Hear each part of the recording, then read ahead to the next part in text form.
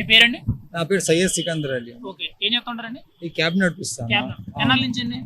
నేను దగ్గర దగ్గర 20-22 సంవత్సరాల నుంచి క్యాబ్ 22 సంవత్సరాల నుంచి క్యాబ్ డ్రైవర్ డ్రైవర్ గా ఓకే. చేస్తాను. ఇప్పుడు మన రీసెంట్ గా రేవంత్ రెడ్డి గారు ఈ లేడీస్ కి ఉచిత బస్సు అనేది పెట్టారు కదా, అవును. దాని గురించి ఎలా అనిపిస్తుందండి మీకు? బస్సు అంటే చూడండి, ఉచితం ఇవ్వాలి.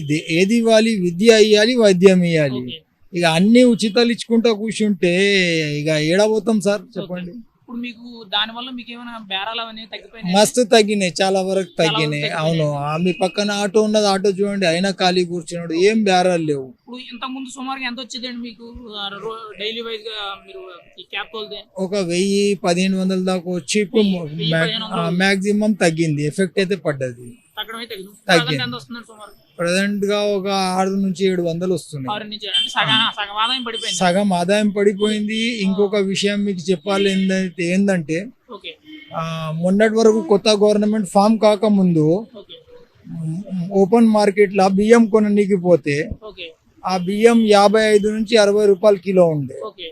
ఈ రోజు అదే 2 రోజుల నుంచి ఆ బియ్యం 65 రూపాయలు కిలో అయిపోయింది. ఓకే. అంటే మీ ఈ గ్యాప్ లోనే బియ్యం రేట్ అనేది దాదాపు 10-15 రూపాయలు పెరిగిపోయిందండి సుమారు. అవును, పెరిగిపోయింది. సడన్ అంటే ఇది ప్రభుత్వం మీద ఇంపాక్ట్ అనండి లేకపోతే ఏదైనా కాదు, 100% ప్రభుత్వం మీదనే ఇంపాక్ట్ అంది. వాళ్ళు షాప్ వాళ్ళకి మేము అడుగుతున్నాం, ఓకే. ఏమన్నా ఇదే బియ్యం మేము మొన్నటి దాకా తీసుకుంటుంటే కదా అంటే, మేమేం చేయాలి సార్?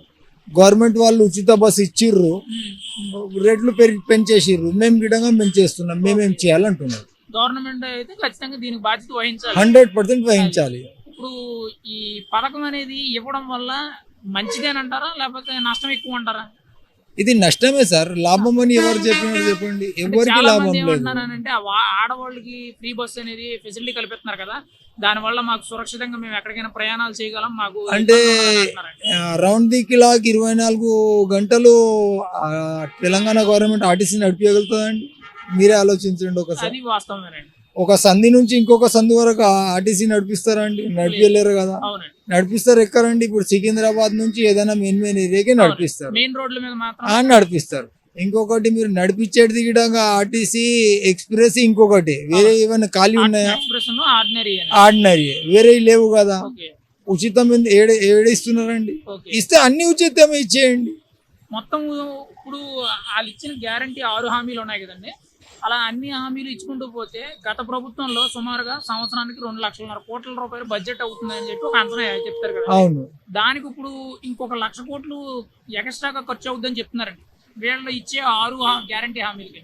అది దానివల్ల మనకి ప్రజల మీద అప్పుల భారం అనేది ఎక్కువ పెరుగుతుంది కదండి. చాలా పెరుగుతుంది.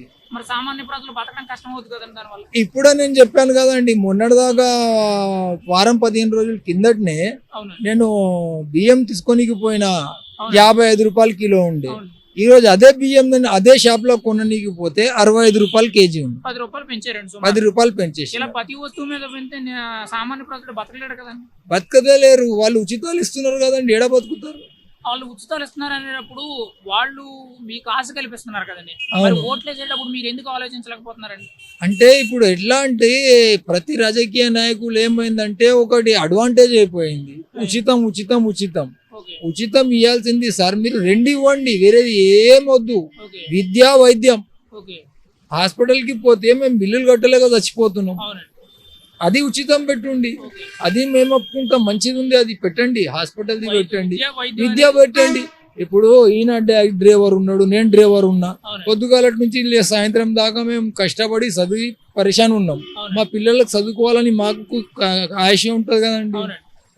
అలాంటప్పుడు కేజీ నుండి పీజీ దాకా పిల్లలకు ఫ్రీ ఎడ్యుకేషన్ ఇవ్వండి. ఉచిత విద్య ఇక అనేది కల్పించాలి. కార్పొరేట్ స్కూల్స్ అన్ని క్లోజ్ చేసి ప్రభుత్వ స్కూల్కే అలా రన్ చేపియండి, అవునండి. అది ఉచితం ఇవ్వండి.